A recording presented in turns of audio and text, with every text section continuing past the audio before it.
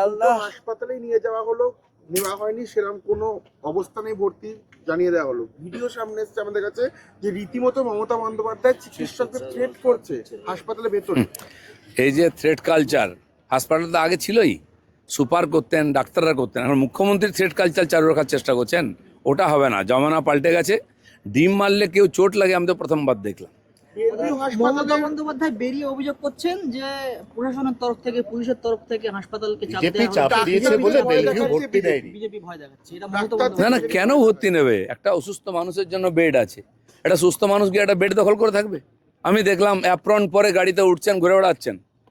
হসপিটালটা কি ট্যুরিজম নাকি, ঘুরতে যাওয়ার জায়গা? ডাক্তারকে চমকে চমকে হসপিটাল নেবেন? আরে এদেরই যে ক্লাব আছে, ডায়মন্ড হারবার স্পোর্টিং ক্লাব, এই সেন্ট্রাল পার্কের পেছনে একটা জায়গা, একটা মাঠ পুরো দখল করে কয়েক বছর। তাকে চ্যাম্পিয়ন করতে হবে, তাকে এ ডিভিশনে তুলতে হবে, ফার্স্ট ডিভিশনে। তার জন্য রেফারিকে চমকানো হতো, তার জন্য কর্মকর্তাদের চমকানো হতো। আমাকে বলেছে লোকেরা তদন্ত করুন। আমি চ্যালেঞ্জ করছি, এই থ্রেট কালচার ভুলে যান। মানুষ ঘুরে দাঁড়িয়েছে, রাস্তায় না বেরোনোই আপনাদের পক্ষে সবচেয়ে ভালো। দাদা অ্যাপ্রনটা কি চুরি হয়ে গেল তাহলে? আর ত্রিপল চুরি হতে পারে, এটা অ্যাপ্রন চুরি হবে না? দাদা, শিয়ালদা হাওড়ার পর গতকাল মধ্যরাতে দমদম স্টেশনের বাইরে এবং প্ল্যাটফর্মের সমস্ত হকার উচ্ছেদ করে দেওয়া হয়েছে বেআইনি দখলদারদের। তবে যারা ব্যবসায়ীরা তারা বলছেন 20 বছর ধরে সংসার চালাতাম, এখন কি করবে? না, প্রথম কথা তো যে যেখানে ইচ্ছা বসে গেছে, এ অধিকার কেউ দেয়নি। সরকার ভাবছে, কিন্তু আগে স্টেশনটা যারা যাত্রী আছেন, প্যাসেঞ্জার, তাদের জন্য প্ল্যাটফর্ম। কোথাও প্ল্যাটফর্ম বসা দাঁড়াবার জায়গা নেই। আপনি যদি একটু লেট হয়, ট্রেন ঢুকছে, ছুটে এসে যেতে পারেন, 10 জনকে ধাক্কা মারতে, দোকান ডিঙিয়ে যেতে হবে। কেন? কে অধিকার দিয়েছে? কোনো নেতার টাকা নিয়ে বসিয়ে তার দায় আমরা নেব? সারা ভারতবর্ষে সব জায়গায় এখন হঠাৎ এই হকারদের প্রতি সিম্প্যাথি জেগে উঠেছে লোকের। কেন ভাই? অনেক জায়গায় হকার কর্নার্স হয়েছে। সরকারও ভাবছে অন্য জায়গায় জায়গার ব্যবস্থা করবে, সেখানে বসবে। কার কিছু নেই, নিজের বাড়ি আছে, সরকারি জায়গা দখল করে বসে আছে। নিজের একটা দোকান আছে, ফুটপাতে একটা বা স্টেশনে দোকান করে বসেছে। এগুলো তো মেনে নেওয়া যায় না। সরকারি জায়গা কি ব্যবসা করার জন্য, কামানোর জন্য আছে নাকি? আপনি দেখুন সব জায়গায় লোকেরা ভাড়া দিয়ে বড় বড় দোকান নিয়েছে, তার সামনে স্টল লেগে গেছে, দোকান লেগে গেছে। তারা কি অপরাধ করছে? তারা জলের ট্যাক্স দিচ্ছে, তারা বিদ্যুতের ট্যাক্স দিচ্ছে, তারা ভাড়া দিচ্ছে, অথচ খদ্দের তার কাছে পৌঁছতে পারছে না, সবাই সামনে বসে আছে। আর করেছে নেতারা, যে বসিয়েছে তাকে বলুন, তার জন্য আমরা দায়ী নই। না, তারা বলছেন উন্নয়নে বাধা দিতে তারা রাজি নন, কিন্তু পুনর্বাসনটা আগে ঠিক আছে, আগে পরিষ্কার হবে, তারপরে পুনর্বাসন হবে। জানাই নেই, লিস্ট করতে যান, দেখুন 100 জায়গায় 200 নাম চলে আসছে। কোথায় এটা হয়নি? আগে তো সরকারি জায়গা ফেরোচ্ছে, এবং রেল থেকে আরম্ভ করে পিডব্লিউডি, রোড, সবাই নিজের জায়গা পরিষ্কার করবে। অর্ধেক লোক তো বাংলাদেশ থেকে এসে বসে গেছে। যে নেতারা টাকা নিয়ে বসেছে তার বাড়ি ঘেরাও করুন। দাদা, যে সঞ্জু কর্মকারের বাড়িতে তিনি গেছিলেন অভিষেক বন্দ্যোপাধ্যায়, যারা ওখানকার স্থানীয়, তাদের বয়ানের সঙ্গে তৃণমূলের অভিযোগ মিলছে না।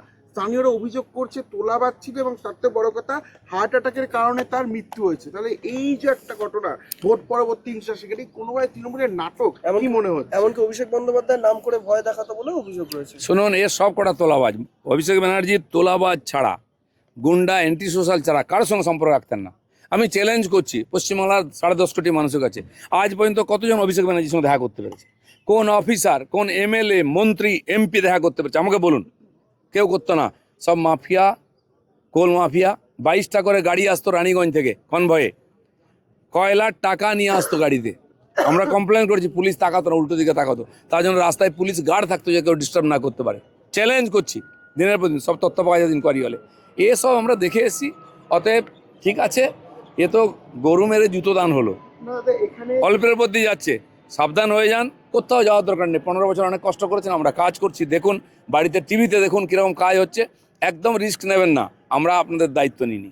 তৃণমূল বলছে ভোট পরবর্তী হিংসার শিকার, কিন্তু স্থানীয়রা বলছে যে হার্ট অ্যাটাকের কারণে তার মৃত্যু। বহু জায়গায় এসআইআর রাস্তায় পড়ে মরে যাচ্ছে। বউর সঙ্গে ঝগড়া করে ফাঁসি খেলো, সে নাকি এসআইআরে মারা গেছে। ওই সময় যে জিএসটি হলো বা ডিমনিটাইজেশনে কেউ মারা গেল হার্ট অ্যাটাক করে, কোনো হসপিটালে চিকিৎসা ব্যবস্থা নিয়ে লোক মরে যাচ্ছে, বলছে জিএসটি লাইনে মারা গেছে। এখন এসআইআর মারা যাচ্ছে। এখন পাবলিকের পেঁদানি ভয়ে সুইসাইড করছে, বলছে আর ইয়ে হয়েছে। যে লোকটা অ্যান্টি সোশ্যাল, পাবলিক জানে, যার নামে কেস আছে, তার প্রতি কোনো সমবেদনা নেই। সে গলায় দড়ি দিল, কি বিষ খেলো, কি হার্ট অ্যাটাক করলো, এ তো প্রায়শ্চিত্ত হচ্ছে মাত্র। এইরকম ডজন ডজন লোক আছে, কতজনের বাড়ি যাবেন আর কতবার ডিম খাবেন, এটাও ঠিক করুন। দাদা এটাই শেষ প্রশ্ন, আজ থেকে সরকারি হাসপাতালে ডাক্তারদের আই কার্ড বাধ্যতামূলক এবং ডাক্তার স্বাস্থ্যকর্মী যারা রয়েছে তাদের বায়োমেট্রিকও বাধ্যতামূলক করা ডাক্তার হচ্ছে। থেকে টিচার, সরকারি কর্মচারী, ক্লার্ক, এমনকি ডেলিগেটেড, কন্ট্রাকচুয়াল সবার জন্য বায়োমেট্রিক চালু হবে। সবার আই কার্ড লাগবে, সবাইকে অ্যাকাউন্টে পেমেন্ট করা হবে। হাজার হাজার লোক আছে যে কোথাও নেশে বেতন পায় বাড়িতে বসে, সে এই নারেগা বা জিরামজি থেকে আরম্ভ করে সমস্ত প্রজেক্টে লক্ষ লক্ষ লোক লুটে খাচ্ছে ভুয়ো, সেজন্য সরকারি টাকা ওদের গর্বে যাচ্ছে কেবল ভোটের জন্য, তারপরেও জেতা গেল না। সেজন্য সব জায়গায় পরিষ্কৃত হবে, এটা সবাইকে মেনে নিতে হবে।